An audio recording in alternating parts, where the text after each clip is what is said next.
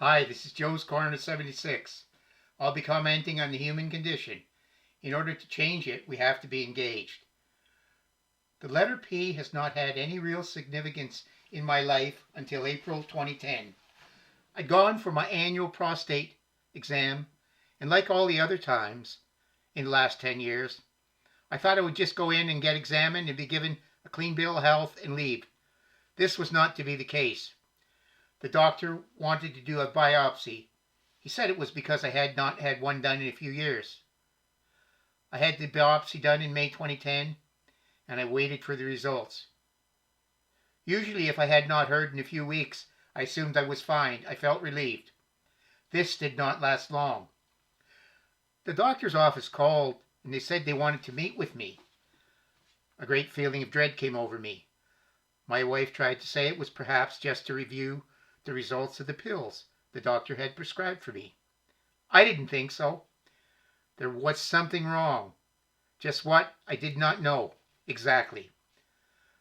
While waiting for the date of the appointment, it seemed everywhere I looked, I saw the letter P. Prostate cancer seemed to be mentioned everywhere.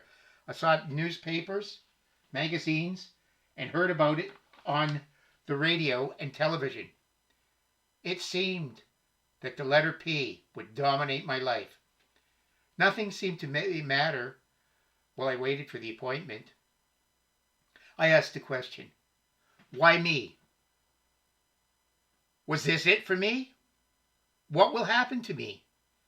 Everything seemed to be about me. I wasn't thinking about anyone else at the time.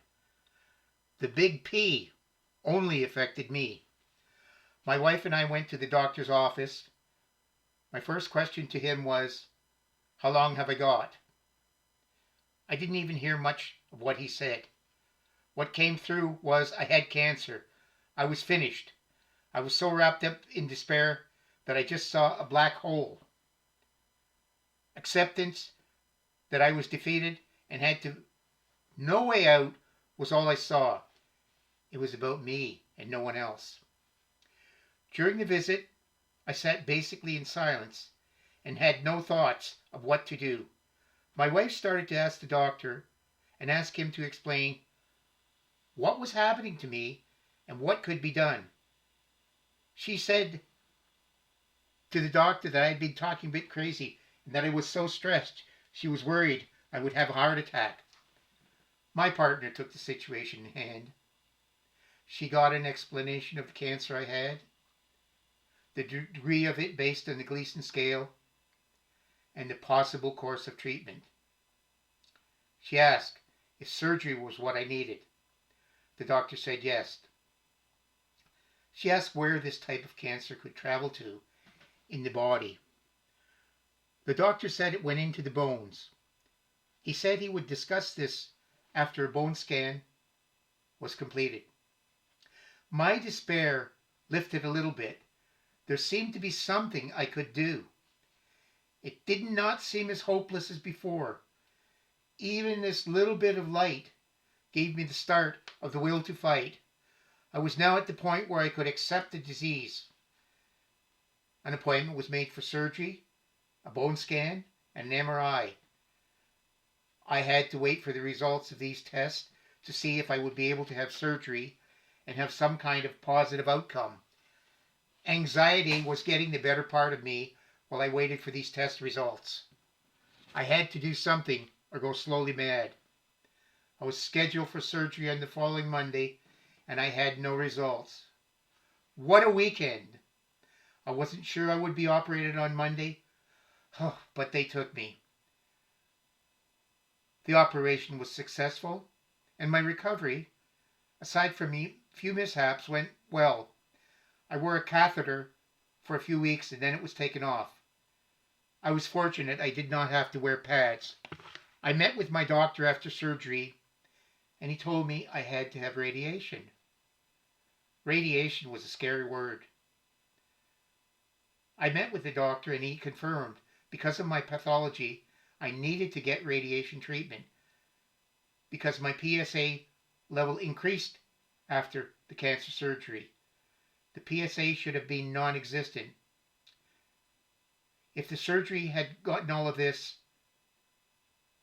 I was scheduled for a series of 33 radiation treatments. The doctor also recommended drug therapy. I had some worries about the radiation and possible side effects, but I decided to see just what happened to me, since each person has a different reaction. The decision to take the treatments was not hard to make. I wanted to live. I had to fight this disease, and I believed I could win.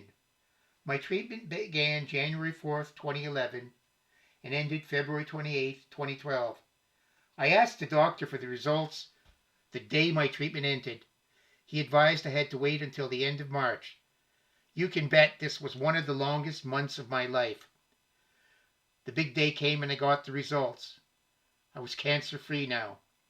I get a PSA test every year, and 8 years later I'm still cancer-free. What did I learn on this journey?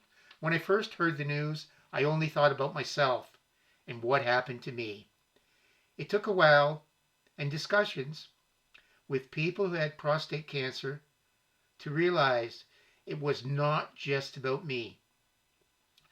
This disease affected my wife, my children, my friends, and even my workmates. I stopped being wrapped up in myself and reached out for help. I was on the road to recovery. This is one of the most curable cancers. If it's caught early, there's a 95% survival rate. We can beat it. We have to. It's the cancer most affecting Canadian men and 2 million men around the world. If you or someone you know is affected by prostate cancer, tell them to get involved in the process. Have a positive attitude. Do anything you need to treat this disease. Tell them to talk to people who have gone through the journey. Tell them to believe they will win. They should realize you have life, so there is hope. Victory can be theirs. Tell your fathers, brothers, and friends to get checked after the age of 50 for prostate cancer. And advise your doctor if there's a history of cancer in the family. There are many more treatments today to fight this disease, but more research is required. It's Movember now. Please donate to Prostate Cancer Canada and Movember.com. Help find a cure. Let me hear your stories. You can follow me on Facebook, Twitter, and Instagram at Joe's Corner 76. You can hear me on Anchor, Apple Podcast, Spotify, Google Podcast, Breaker, and YouTube at Joe's Corner 76.